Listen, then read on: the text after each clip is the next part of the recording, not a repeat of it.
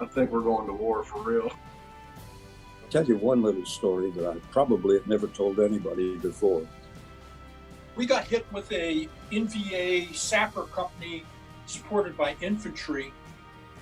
It's not easy, and that one was tough, but fortunately it worked out for us. Welcome to War Stories, conversational military history. What's going on, everyone? Preston Stewart and Sayre Payne from War Stories, joined today by John Spencer. Sir, thank you so much for taking the time. Hey, thanks for having me, man. I'm excited. Yeah, this is gonna be a lot of fun. So you've got a deep and long bio. You mind taking a couple minutes talking about yourself, who you are, what you're doing now? Sure. My wife will happily say that I love to talk about myself. Perfect. So I joined the Army a long time ago in 1993 as a private out of high school. Went from private to sergeant first class, all in the infantry. I had amazing opportunities and amazing units, everything from the 173rd in Italy to 2nd Ranger Battalion. In around 2001, really before 9/11 happened, I decided to go to officer candidate school. Went through the process.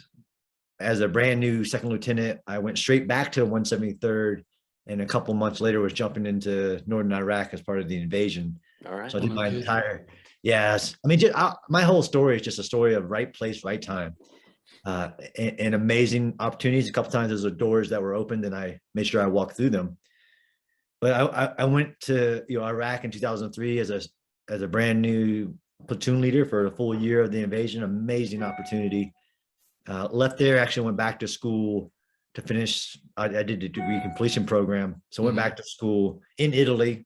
Hardship tour, really. No, went to career course, became a Ranger Instructor, which was a dream come true. So as a captain, was a Ranger Instructor, did the best Ranger competition. Really? Oh, hold on. What years was all this then when you're doing that stuff? So I was an RI in 4th Ranger Battalion from 2005 to late 2007. I did the best Ranger competition in 2007. Interesting fact about that is that my very close friend who I later worked for at West Point was the winner that year. So he liked to rub that in my face as much. Of course. I mean, he literally puts his pistols up. Now he's retired as well, right behind him in shots from that. Liam Collins, just a beast. But it's a bucket list thing just to do it, right? We all know the pistols, couldn't even imagine to win it. But yeah. I feel like just the experience of training up and then actually doing the competition. Wow. Yeah, and to stand next to the warriors that show up to that thing. Yeah. And, not a lot of people get the opportunity, like you said. I mean, there's all kinds of beasts in our military, but not all of them get the opportunity to get cut to do the training, because some just don't get no time. They just go do it. Sure. But also your first time doing it, first time finisher, which is for us was huge. If you can finish the competition, since like 50% die out the first day. Totally. So that, yeah, it's, I don't have the picture behind me, but I have a picture of, I mean, it's huge to my 25-year career was that moment of doing that competition. Oh, that's awesome. So out of being an RI there, I got a call saying, do you want a company command in combat in 2008? So you answer that call like anybody else would. Yes, sir. Mm-hmm. So I drove to Fort Carson, Colorado, dropped off my stuff, and then flew straight into Baghdad to take a company in the 4th Infantry Division right before the Battle of Sayre City kicked off in 2008. So I did 12 months as a company commander. Again, another right place, right time opportunity. My entire company command was in combat and then after, but came back, did that, went to the Joint Chief of Staff's internship program where they send you to Georgetown to get a master's degree for a year. And then you do 2 years in the Pentagon. Amazing opportunity. Left there, went to work for General Odinero, rest in peace, part of his strategic studies group, so a little think tank. Yeah. So really started getting into the academics, started getting into urban warfare. Sure. Was a part of that little group for a year. Went to West Point, taught there 4 years, helped stand up a research center, and that's where I am now. I still work for West Point. Now that I'm retired, I'm the chair of urban warfare studies for the Modern War Institute. So 25 years in, still serving.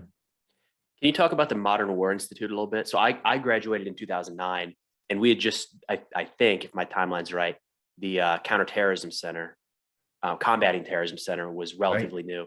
But the Modern War Institute, I don't even remember hearing about it. So yeah, what is that? Yeah, amazing. So around when I got there, ran again, right place, right time, which is a lot of it, the Army career.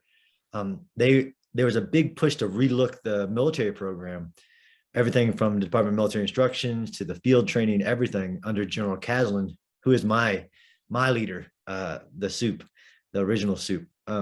He asked the military program, all of it, to relook what they're doing, see if they're world class. So around 2015, we brought together literally like all the godfathers of the Army, General Abizay, General McMaster, General Perkins, and did an external review of West Point's military program, saying, is it world class? Is it the best in the world? Because a lot of people invest, we as a society invest in that school to make sure it is. The answer was, of course it is, but it could always be better. And one of the things that we had discussed even before that external review was standing up a research center in the military program. Like there's about 27 different research centers there, right? It's huge. There's the Combating Terrorism Center, the Army Cyber Institute, all of them. So we created one in the military program. It's closely attached to the major called Defense and Strategic Studies. So it was a small research center dedicated just studying modern war, which we also kind of showed that there was a gap in studying what's going on now and then feeding it back into the West Point curriculum, and then byproduct feed it to the Army. So it's a research center that has a website that's a digital publishing platform. That's kind of big as well. It's the only research center at West Point that publishes an article, a podcast, or a video every day, 5 days a week since 2015. Oh, wow. Yeah. So if anybody's ever interested, looking for just leader development, there's literally 4 different podcast series, one just on war stories, which is interesting.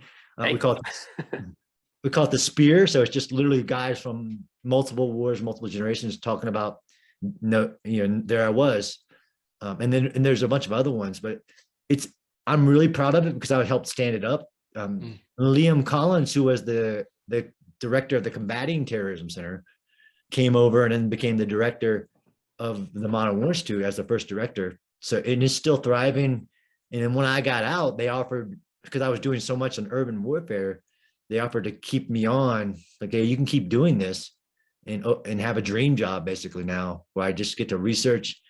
I write articles. I have a podcast show, like all this, helping West Point make sure that their curriculum literally is the best in the world. As in, I'm flying into Nagorno-Karabakh to study the 2020 war, making articles and videos about what should be learned from that war. And we really do it all year long. It's amazing. Well, John, I would say that's where you just keep using the words lesson learned. And I think that's the point of all of this, right? Because we've all been there sort of, right, in a combat experience, and we know big picture, whether it played out or not to the nation's benefit.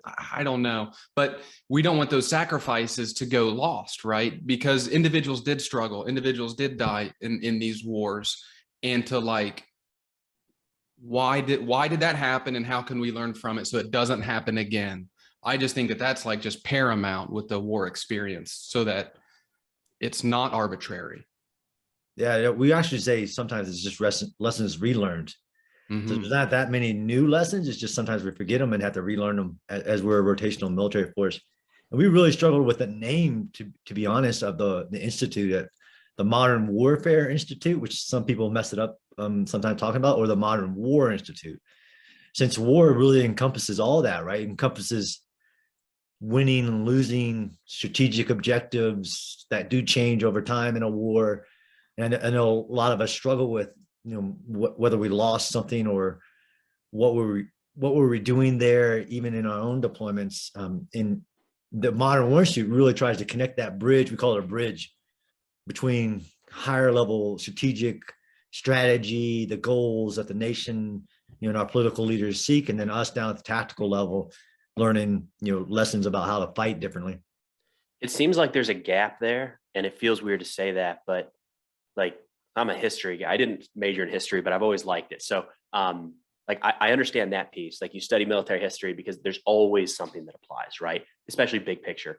But then when units are rotating through a combat zone, they're showing you how to find the IED, right? We're seeing this type of IED, and you're handing that handoff at the soldier level. but there's this middle ground of like war is evolving, and I can't think of where I would have looked to find that. Yeah, Is that kind of the gap you guys were absolutely. filling? Matter of fact, so there's lots of like moments. I'm a big believer in creating moments in the Modern War Institute. And one of the first moments was really happened before it was even created was a brand new West Point cadet, second lieutenant, did his time in Afghanistan and wrote an article of here's 10 things I wish I would have known before deploying. And that is powerful when how big we are. Sometimes you forget that there is gaps in information out there for depending on where you sit and is where you stand. And there was this thirst for information. I think you're exactly right. And I know you guys have had Sebastian Younger, like we have a big speaker series. And the first time we had him up there, it was standing room only because people yearn to learn and to know about the unknown. And despite how big we are, it's actually hard to get the right information at the right moment. So the Modern War is trying to just constantly turn out what we view is a big part of individual development, self-development, as we call it. Who do you think the audience is? Is it the cadets? Is it the general public? Is it the chief of staff? Where are you guys targeting? All above. Nice. To be honest, and we actually we did a lot of the market research on who's doing what are they doing, how are we different. I think it's the social sciences department has a big conference every year, and there's a lady, former Secretary of Defense for Policy, OSD, Michelle Flournoy, said, when the Afghanistan war kicked off, there was nobody who could provide, just a one pager on who are the Taliban. So it's crazy, right? Yeah, it's crazy, right? Despite all the experts that are in the world. So the Modern War Institute does, 800-word articles every day, and it does 200-page reports. It does podcast, because different audiences need different information in different ways, right? So I'm a big podcast guy, so I love podcasts, and that's how I really soak in information doing that. So if you forced me with a knife, who is the prioritized audience? It's a West Point Research Center. Of course, the number one target is the West Point curriculum, so the cadets. But you can target the President of the United States with digestible information, and then the byproduct came from providing it for cadets who can, if somebody that doesn't know much about something can understand what you put out, then it's going to benefit all kinds of people. What I like about it is I just think it's a great location rather than like DC, the big flagpole, right? Where it is, you mentioned you work there. I never have been there with the Pentagon, but I would imagine there's a little disconnect with reality on the ground. And there's probably disconnect in the schoolhouse at West Point. However, you're still training the young kids, right? The youth, not interacting with the seniors who came up in a different era and different time. And then that cadre, the influx of the practitioners, let's say, are folk like yourself who just came out, who was a platoon leader in combat, company commander, RI, and then you insert yourself into West Point, bringing these sort of healthy perspectives with the incoming youth who are going to hopefully teach this and embody these sort of things. And it's a compound interest, right? I feel like a good leader, it is contagious in a way, in a positive way, just like a bad leader is. And that's officer or enlisted, right? We need to have both. But a lot of times we hear about the officers a lot of times being naive and stuff, and they are, right? 2 left feet a lot of times, but you want them to be well-trained. And I just like that idea. And then I'm sure that it, starts at West Point, and I'm sure that ROTC benefits from this too. Yeah. And to be honest, there are weaknesses in our overall system, our military system, the American military system. And one of those weaknesses is that we don't allow people to focus on one thing, right? Whether you're an officer, you're enlisted, whether you're somebody in the Pentagon, we're constantly rotating either you through a position or you through a problem set, a mission, a combat zone. It's just part of our leader development is that adaptability. I mean, we got the question of why West Point? Why not create a Modern War Institute at the War College, the Army's War College, or in the Pentagon or in DC? Mm-hmm. Well, the answer is that the nation has invested, unlike any other institution, in West Point more than it has anywhere else, as in the number of PhDs in different fields. So a PhD, I don't have one, but a PhD is somebody who's been allowed to focus on a very narrow topic whether it's nuclear science or it's the history of Afghanistan. So at West Point, you have this almost this intellectual White House, capital of all these experts that you can bring together on a single topic. And that was a big selling point. But take for me, for instance, right? So I've been allowed for the last 10 years because of West Point, because of the modern warfare, to focus on urban warfare. And I can count on this one hand how many people in the world have been allowed to focus just on one form of warfare, one environment even. Now, there's historians that focus on a type of, like might focus on the Battle of Stalingrad, and there's a lot of great ones. But the military don't allow people to focus on a single aspect of war, and there is a weakness in that, right? So you forget, like, the old becoming new again, or when you actually see something new, you have people argue that there's some new character. We call it the character of warfare. But if you allow people to focus on it, it becomes powerful. So it's creating experts, and by experts, there's sometimes a different definition than what we use in our kind of our military work. That's a good point. I would think that when you're talking about there's different layers of warfare, right? You're focused on the urban warfare piece, right? And that's offense, that's combat. But I would also think, again, reflections on, let's just say Iraq, giant, massive war.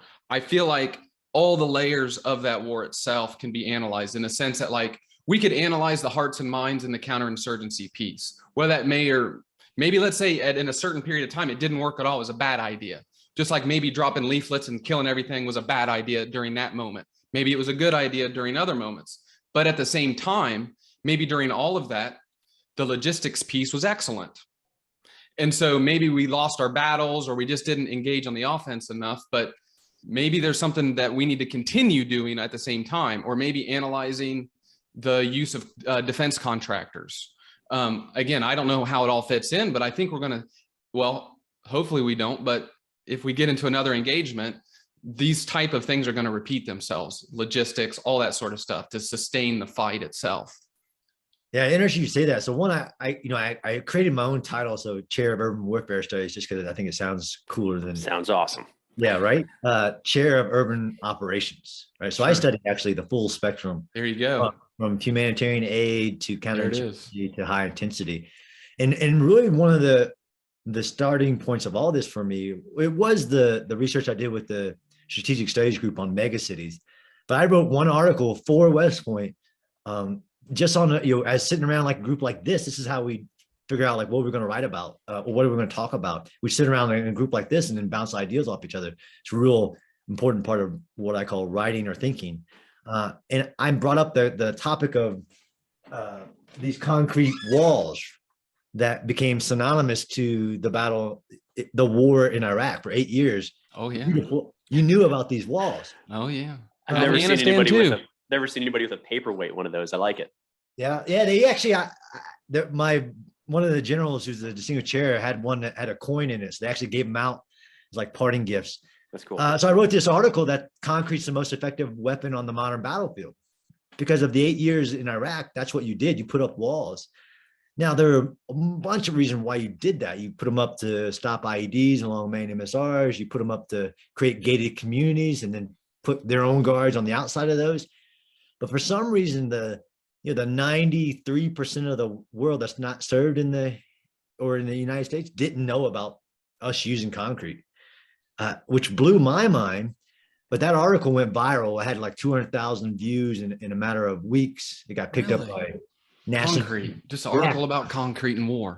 Yeah, but that was the power of modern war institute, but also like even so what further blew my mind. So I wrote that in 2015, 16, and then I got a call from Operation Iraq. No, what was it? No, the Battle of Mosul had started.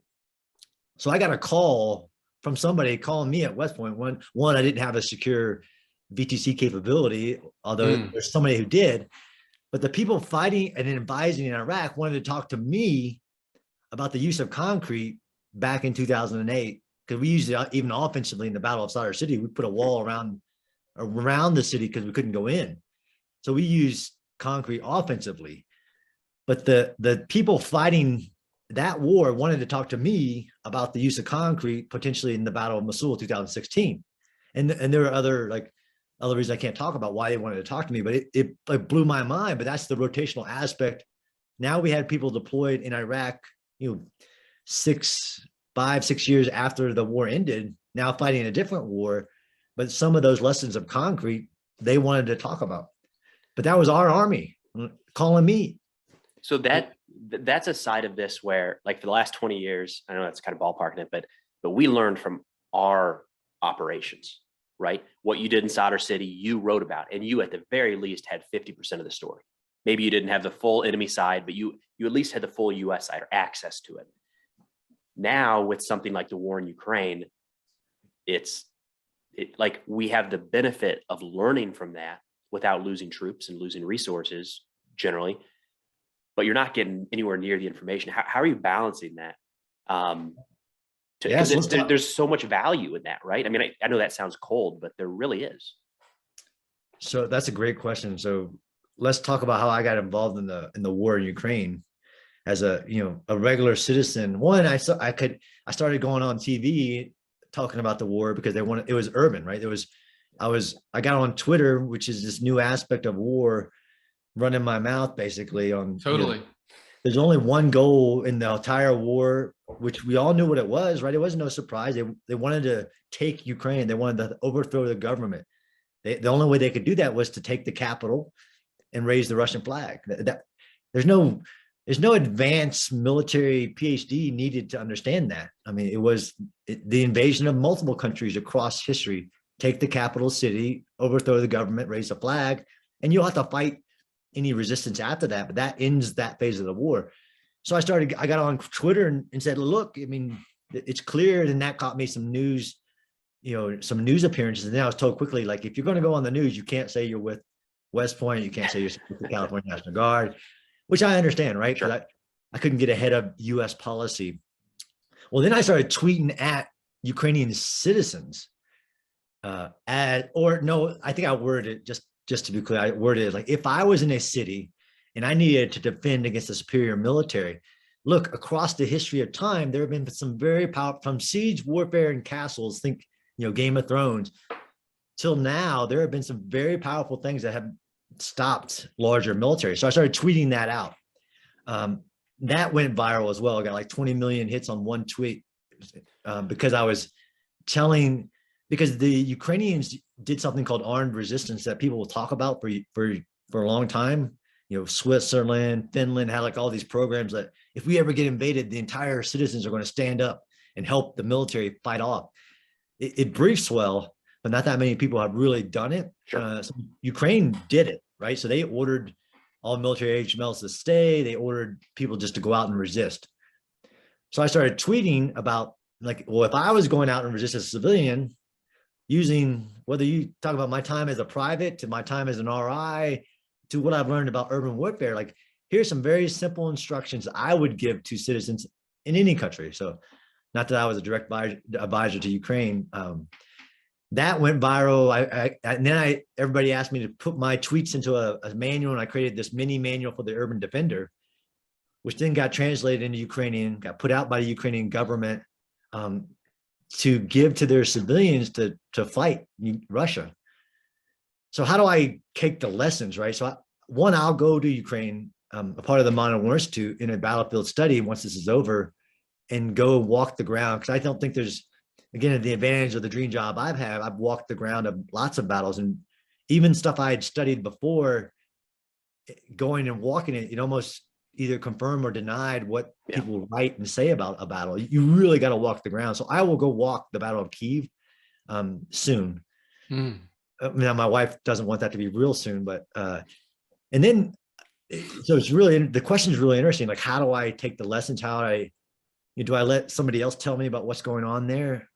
And this other thing, which I'll do a podcast actually this week on, there's this Twitter space, which is like a chat room that I found. I don't know how I found it. I think after I started getting viral with my tweets, somebody invited me to this Twitter space, which is this 24-hour new chat room with up to like 2,000 people in it, everything from Ukrainian military that are in like Odessa or in these different cities. It's called the Water Space, to experts in naval warfare, like all this stuff. And I got invited to that. So now it's like what I listen to all day, every day. And I'll find out things about the Ukrainian war before it ever hits the news. Like I saw images of Bucha the day before it hit the news about the genocides that were happening. So that's how I'm picking lessons out. I'm also like tagging visually the things I want to learn about. But listening to this space helps me also develop what we call the research agenda. So when I do go there to collect the lessons, just like I did when I went to Nagorno-Karabakh, I went there, I learned stuff that nobody had reported about, wrote a paper about it. And then the Army invites me to, conferences and things to talk about it, because, that for history, especially military history, he who writes the history writes what happened. It's really hard. We all know if we've ever been anywhere, like somebody's writing about where he's not even talking about this, or he got this wrong. It really comes down to who writes the history, right? It's interesting. And, you brought up Twitter, and Twitter is interesting, right? And it's obviously in the news right now, and free speech gets involved with that. But that is free speech at the same, there are restrictions, and it is complicated. It's very complicated because, Adolf Hitler was a popular person that used the media for the masses. He was able to, so we know that history, and so we're guarded against it. And we just don't know who the next one is. We're just always guarding against it. So it's easy to point the next finger. We don't know if that's going to be true or not. But also though, on the flip side, it is, for most people, it is accessible. And so here you are interacting with citizens across the world. You yourself, as not like an expert in teaching a foreign language or like how to cook a scrambled egg or something, it's warfare. And you are educating them on how to engage in this thing. And they're also able to, and then we're also able to get firsthand accounts of what's going on out of there. And I was involved my first real experience with it, seeing how it plays out, what you're talking about, is I was involved with that Afghan evac situation last summer, trying to get some of our interpreters out and all that mess. And that's where I got my information initially, right? It's Twitter. It's like, you got to find the right people who are in the know-how. So you got to use your head there, sniff out the BS. But once you do find it, you're like getting this real-time info. And then what was eye-opening for me is to get that information and then see how the telephone game now. And to see, even though I wasn't there physically, I was not there. I was in my underwear at my computer, safe as sound at my desk at home. But I'm still getting this information from what I deem to be at least a legit and or credible source. But then how that message gets bastardized or convoluted or dramatized even. And it's obviously for clicks and that sort of thing, because the media, it's a business. That's how they make money. They don't make money by having free speech itself and a moral high ground. They have money. They're able to operate because people click on the link. And it's just a double-edged sword, there are pros and cons to it, but I do think it's fascinating in contemporary times that this is something that the people, the peasant or whomever, they have access to information now they never ever had when the king or whomever orders them to do something. Yeah, amen. And I agree with you. It's both good and bad. And Twitter can be a dumpster fire. Mm-hmm. The more followers I get, the more haters I get. Sure. Yeah, there we go. And I have made mistakes. I'll be honest. If you want to talk about one of them, we can, where the entire, like a huge veteran community came down crashing on me. Yeah. It can be salty. Yeah, they can be salty, and they will crush you if you mess up. But what was it? You gotta tell us now. Yeah, let's do it. So I was putting together the mini manual for the urban defender, right? Putting everything on there, the things that I recommend people do in a combat zone. And some of that I was taking advice from other people who are experts in other fields. So one of them was that you can blind a tank with paint. So a tank has it has limitations to what it can see, it has limitations in the views of it. And this command sergeant major, who I trust, who's been an armor guy for 35 years, said, those sight blocks are very destructible. You can blind a tank if you can somehow It actually made me think of a story. So I did an interview with who was my brigade commander, was the battalion commander who pushed into Second Battle of Fallujah and lost 6 tanks because of 6 M1 tanks, right? They're one of the best tanks in the world, because the enemy had fired low-level RPGs, not armored penetrating ones, in volley at the sight blocks and cracked the sight blocks so they couldn't see. So basically didn't take out the tanks, but No eyes. very effective, right? And that wasn't an accident. That was a target. They were targeting those, and you're just talking almost like a slit, right? Like just to see. Exactly. Yeah. Okay. Because there are electronic, command visors, things on a tank, but there's also like the drivers literally looking out like old school paraffin and looking through, they're bulletproof and everything. But the sergeant major said, if you were able to get paint on those, you could blind a tank. So I took that a little bit farther because I was talking about urban terrain. Said, oh, what about a paintball gun? Could you shoot at the vision blocks of a tank with a paintball gun and blind it? Hey, maybe you're inside of a building, because all my book is about fighting from within the buildings and protected. The book's more about protection than it is fighting. So I got stupid and basically tweeted out that maybe we should send paintball guns to Ukraine, and Elon Musk should help. Hey, why not? So the veteran community came crushing down on me. Look at this idiot telling Ukrainians to hit the street with paintball guns. They're all just going to be massacred. One, I stand by. If so everybody agreed that if you were in a 2nd-story building and you poured a gallon of paint on top of a tank who can't see you up there, that would be effective. But when I took it to paintball gun, that was it. No go. That was it. They came crashing down on me, and I actually, to be honest, still stand by, if you could be inside of a building in part of an anti-armor ambush and you had a couple guys with paintball guns shooting out at all the vision blocks, and in the book it actually shows, because everybody's fine with dumping paint from 2nd and 3rd-story building, but they're not okay with paintball guns. So it's just this thing. I've had to block literally thousands of people who just attack me every time my voice is out there. Oh, this is the guy who wants, that thinks paintball guns can go against tanks. Maybe we call them targeted paint projectiles, right? But it's funny you're talking about dumping paint, and we're talking history, and you talk about history of siege warfare and how it all plays in, and I'm picturing right now, I mean, that's a modern day equivalent of pouring the hot oil on the battering ram when they're trying to hit those gates coming in. So the issue was that, I was speaking from a point of expertise, and I actually said I had looked at a mistake, and I learned from my mistakes. And they wanted exact history where that has happened in war. They wanted to show me that you're not just making crap up. Yeah. So I couldn't find one, right? Unlikely. Yeah. I could find lots of examples. So I didn't write, one, you can't fuel the Twitter demons and then these salty people. If you block them, that kind of gives them justification. Like, look, he blocked me. But so the answer to that is, do you think that crawling on top of a tank is a bad idea? Probably a bad idea. Right.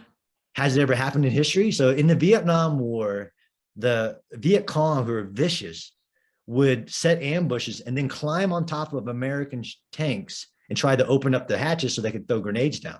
Oof. I'm never going to recommend to somebody to climb on top of a tank, because what they actually did was the tank behind them would fire a grape shot to basically scatter people that were on top of the tanks. But the Viet Cong were vicious guerrilla war fighters, and they did that. So to say that what we call kind of unconventional tactics don't work in war or just get people killed, I agree. If you don't have an anti-tank guided munition, you probably shouldn't be messing with a tank. But it was also fueled by this whole thing about Molotov cocktails, which I don't know why it became so popular in Ukraine, but you had citizens driving up to a tank, and there's a good video, and throwing a Molotov cocktail out the window at a tank, which is really has no effect. Sure. So sure. Yeah, if you can blind a tank, I stand by. If you can blind a tank, it will help attack them. So what's interesting today? What's interesting here is we've got garage door sensors that are not on our garage door. So I need to set those up.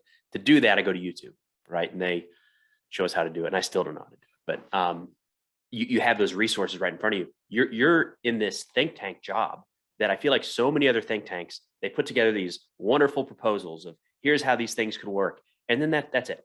It just goes, sits on the shelf somewhere. Maybe a policymaker reads it, maybe a general reads it, maybe they even teach it at West Point someday. But you're coming up with information that goes directly to the battlefield for implementation. That's crazy.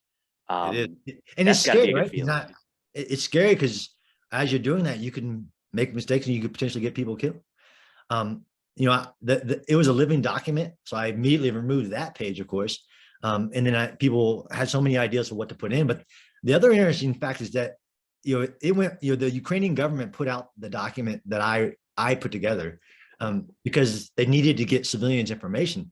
Well, it's already been translated into Italian, Romanian, of course, Ukrainian, Chinese, so Mandarin for Taiwan, think Taiwan.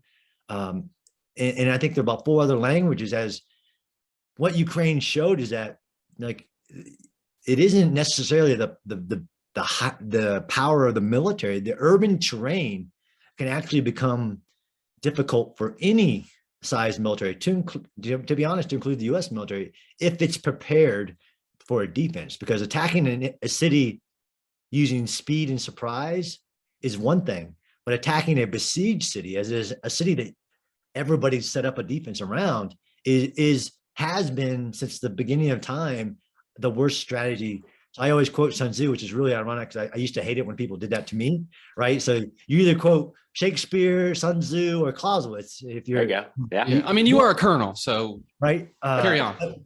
As an urban warfare guy, everybody would always throw Sun Tzu at me and say, look, Sun Tzu said, don't do urban warfare. Like, no, what he said was, here are their 4 strategies which you can beat a military. Number 1 is attack their strategy. Like number 2 is attack their logistics or attack their army. But in the very last of this list of only about 4 or 5 things, he goes, the worst strategy you could ever take is attack a besieged city, which makes sense. I mean, you're just going to crash against their walls and they have a chance against you. So that lesson applies today. And that's why Russia failed in Kyiv, is that they weren't able to do what we did in 2003, right? Rapidly get to Baghdad and eliminate through multiple plans, eliminate the resistance. Had Baghdad with 6 million people in it resisted, nobody could take it. But that's usually not the way it works. But Ukraine mobilized its citizens and also shut the gates to the city, blowing up bridges, putting up obstacles, where Russia would have needed 15 times more than what it was bringing after it failed the first part of the plan, which is to get there rapidly. Have you seen anything in Ukraine that's been unique to Ukraine, like a new strategy or a new tactic that's come up on the Ukrainian side? Or is it all kind of little pieces of history that are repeating? Yeah, a lot of history repeating, but also a lot of lessons, which is, again, why me? Why did I become important during this? And why does the international news media ask me questions? I'm just an old soldier. Because a lot of the analysis was wrong, right? So the Russian military is this giant beast that's going to swallow up Ukraine in 72 hours. I mean, old fragment guys like me is like, well, there's lots of variables there, right? So like the will to fight became more important than the weapons and the technologies, to be honest, and it still is today. And this is why I wrote my book, Connected Soldiers, about you. There are things that we do that we don't even know why we're doing it, but play into the soldier's will to fight, his ability to want to fight, and to push through fear and overwhelming numbers. Ukraine somehow understood that, and I think that was a surprise to everybody. It's a surprise to me. I mean, how their military fought, but also their what they call their territorial defense, right? All these people that were already identified as fighters and volunteers, and the civilians. But like the messaging of the President Zelensky, which is more a la King to like Eisenhower's note to the men and things like that, understanding that information and that type of messaging is more important than bullets to the fighters on the ground. That's nothing new. But I think in the modern era, maybe we've forgotten about it and we just overemphasize the military weaponry and overmatch and all these fancy words. We had to get reminded that, that amount of motivation, right? And a lot of people do compare it to Afghanistan, which I think they should. Like, why is 20 years of work on Afghanistan military and the Afghan state fell in a couple of days and Ukraine's fighting 2 months later? I mean, there's lots of reasons. There's a difference, so it's really hard to compare. But one of them, I believe in my heart, is the fact that the president didn't leave. Because if your president, if your leaders leave you, then the value in your cause and your foreseeable hope to keep fighting kind of goes away when you know your government fell. And it's the will of the people, like you said. And like Afghanistan, hey, at the end of the day, the largest ethnicity there are the Pashtun, and a lot of them and the Taliban are merely a militant version of their culture. And a lot of people agree with that way of life, right? There's other ethnicities and they disagree, and there are reasons for it. But there's a lot of people who are on board with the Taliban movement at the end of the day. And I think, and that matters obviously when it comes to their homeland, when foreign entities are there. And then I think Iraq is interesting, what you mentioned too, because the will of the people. I think that's an example in 03. Now that's a whole, we could talk later on after mission accomplished and all that stuff. But at the beginning, when you're talking about 6 million people and fortifying the city, Saddam Hussein didn't have the will of the people. And that's a completely different animal. Now, it turned into something else, but initially they were not on board with Saddam and dying to defend and protect that capital or any of those cities. And what I think we should probably mention, maybe you already talking about, is leadership, because I like that about your bio, because we're talking brass tacks, I guess, when we first started about, do we use paint on the tanks and all of that, and tactics and things like that. But leadership is important, and it's an art, it's not a science. And maybe we just get focused on the science because it's easier, what we think is easier to describe. But what are your thoughts then? You mentioned Zelensky. How is the role of leadership when it's so gray? How's that fitting in here with what you're seeing? Yeah, and I think this is, even when I grew up in the military, I mean, they tell you everybody's a leader, right? From the private who enters the military, he gets assigned squad leader, platoon sergeant of a basic training unit. I think it's weird that it comes out in war that it is one of the most important things, is the leadership aspect of fighting. And by leadership, I mean just the willingness to stand up and lead. And sometimes you can't know that, and that's kind of the experience of Ranger School, until you put somebody under amazing stress to see if they're really, not that Ranger School has anything special, like it just creates a closed environment which you can test somebody's character and their will and all of this and their motivation. Are they really in it? War does that interestingly as well. So war put the man Zelensky to the test, and he rose to the occasion, but also all the way down to the individual fighters. You can't fight a war across an entire country, the second largest country in Europe, without individual small unit leaders that are fighting with no instructions for weeks at a time. And that's what you see. And some militaries believe in that and some don't. Like the Russian military, they have a different perspective on direct top-down leadership, right? They have officers who direct privates. They don't have non-commissioned officers. Even if I'm not a big believer that conscript means that you're weak, because the Israeli military has a mandatory service, and they're one of the most powerful small armies in the world. But I hate to be cliche, but the fact that leadership is the glue from the strategic down to the private level, small unit squad level. And we're seeing that in action on so many levels. And it can be undermined. Like I said, the military is great because it gives you amazing examples of amazing leaders that you'll follow into hell, but it also gives you amazing examples of dirtbags that you wouldn't follow across the street. It's just the nature of human nature, really. So even in Ukraine, you'll see things that aren't right, but as a whole, they've invested in that aspect of leadership and they've risen to the occasion. And Russia has done the opposite. So it's not that in this war, you don't beat your enemy really by being better than them. You beat your enemy by capitalizing on their own mistakes and setting up an environment which they just make more mistakes than you do. That's really how you win.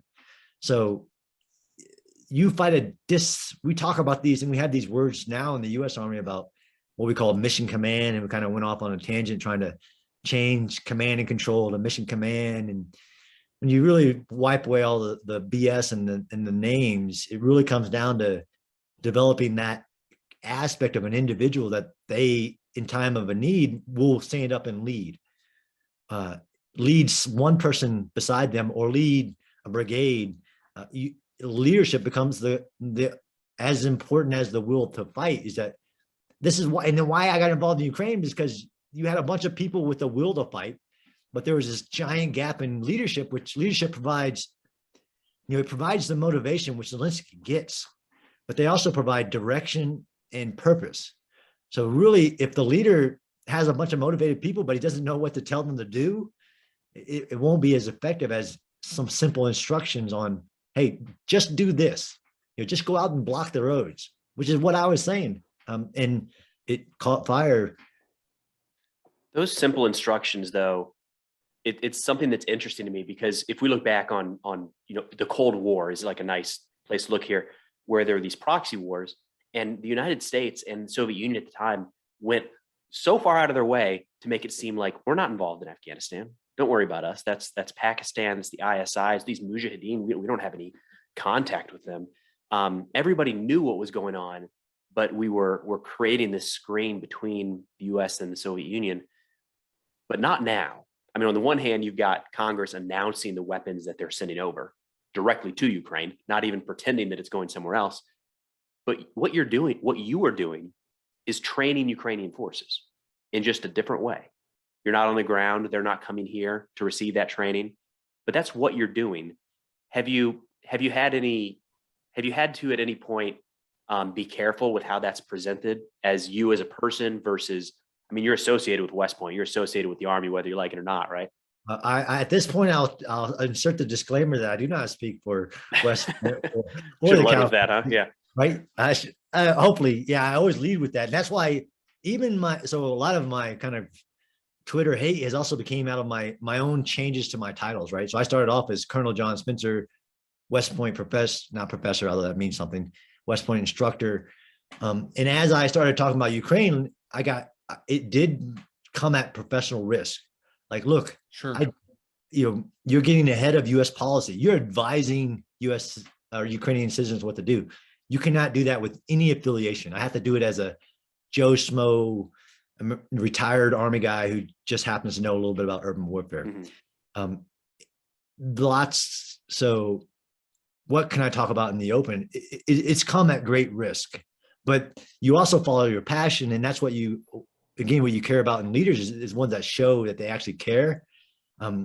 So even after all the professional risk came, as I kept going, and I got told to stop advising Ukrainians what to do.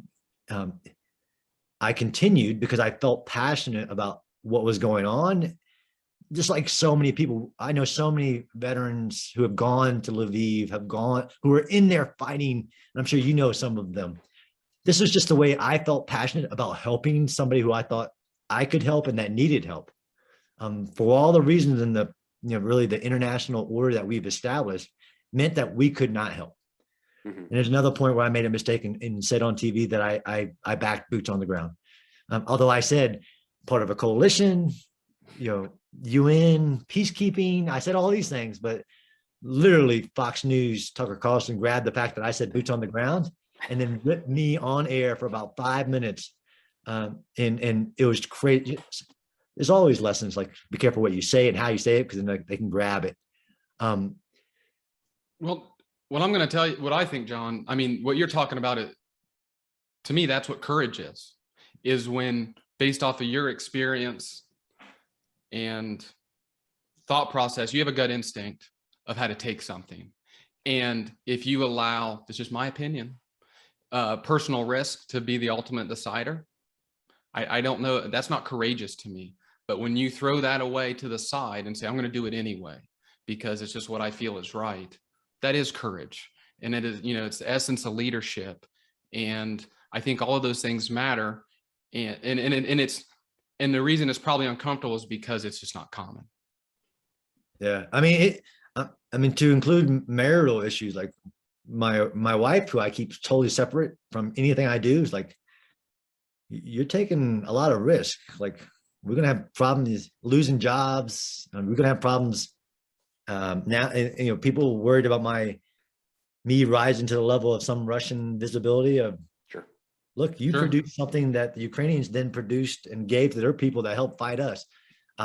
If you're not willing to risk, then I agree with you. Then why am I in this position? Why have I had the opportunities I've had and had the benefits if I'm not willing to use all that for good? You said it at the beginning or early on. There's fewer than 5 people in the world who spend their entire focus on urban warfare, and there is an urban war happening. It would be weird to sit that out, I think. Yeah. And I think bringing up the examples, like the paint example, I'm still stuck on that.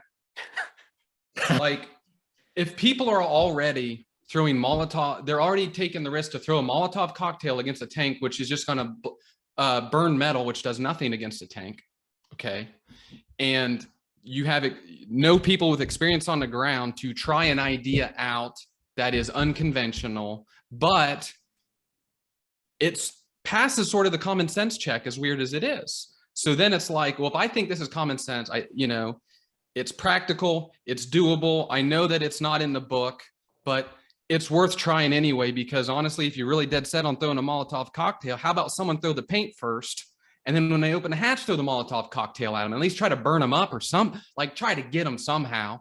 And if it doesn't work, it doesn't work, but they were already in physical danger regardless, because number one, there were already tanks in Russia, and number two, they're already throwing Molotov cocktails at them anyway.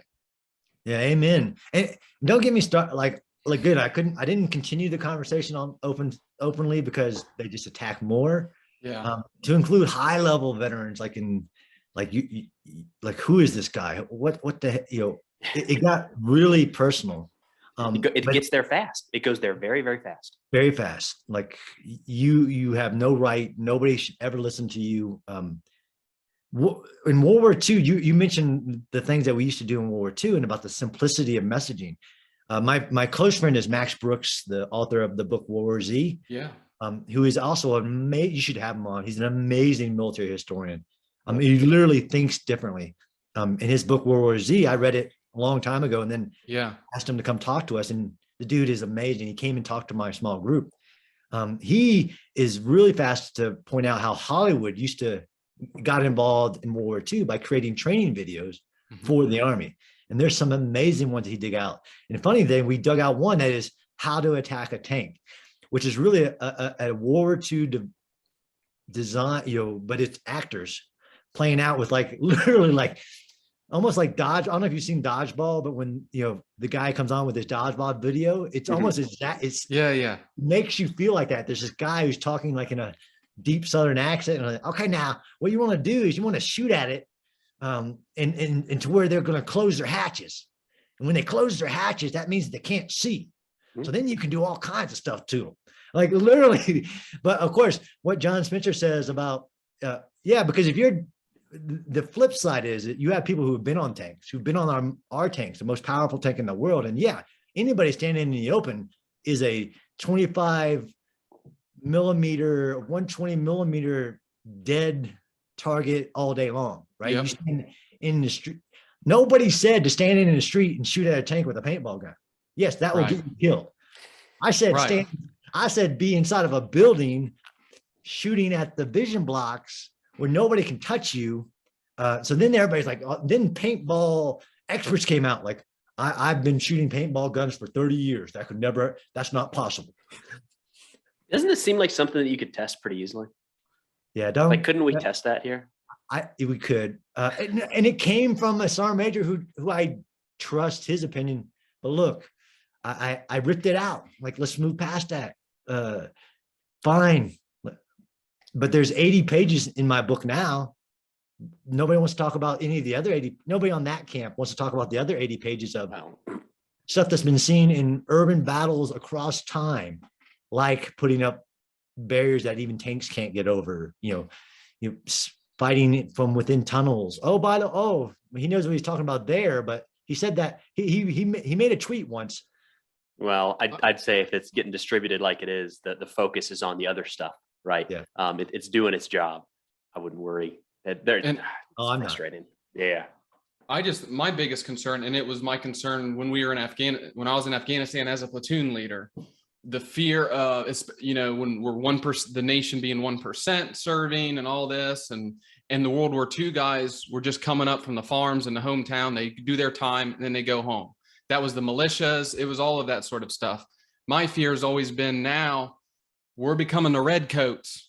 We're too professional. We're too rigid. And because me as a kid, liking history and all of that, I viewed this American ideal not as necessarily as a maverick, not necessarily as a cowboy, but kind of at the same time. Like, we knew that the rules exist, but we're not bound by them.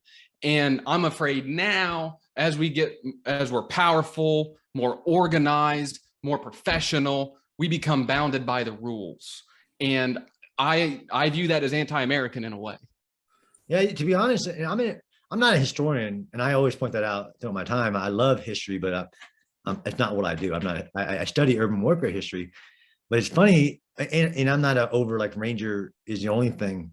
But we started off, you're right, as a guerrilla force. We decided that we would not stand on the open field against the British military in a line, and that we would do things like sniping, which was unheard of, like really unprofessional, ungentlemanlike, right? Right. And then there's this guy named Robert Rogers who had a little team of these guys. Robert Rogers Rangers, which is we claim as the forefathers of our Rangers today. And he had these standing orders. So what's like page 2 of my mini manual for the Urban Defender are Spencer's standing orders for the Urban Defender, as in clear, common sense things. I like that. That any, like, not for the military, right? For any person who wants to take up arms, like, don't stand in the open, these aspects of like these clear instructions that are still in our Robert Rogers standing orders are still in our Ranger handbook today, with things like keep your knife sharp and your powder dry, because we started off like this. And stand to, that's the term I was looking at. Stand to, the enemy attacks at dawn, right? Yep. So get up before sunrise. I mean, they're principles, right? They're not rules. And that can, to me, it's just opinion here, but it's like principles, not rules. And then that's within the left and right of commander's intent. Yeah. Tactical innovation too. So I saw this in my own combat experience. Like, look, if you're rigid in your application of fighting, then you're going to die. So we had this one instance where we were on one side of the Tigris and there was somebody shooting at us on the other side of the Tigris, and then invaded into some urban terrain. So we had to move. We were in Humvees. We couldn't swim our stuff across. So we had to wait on this ferry to take us one vehicle at a time across the Tigris.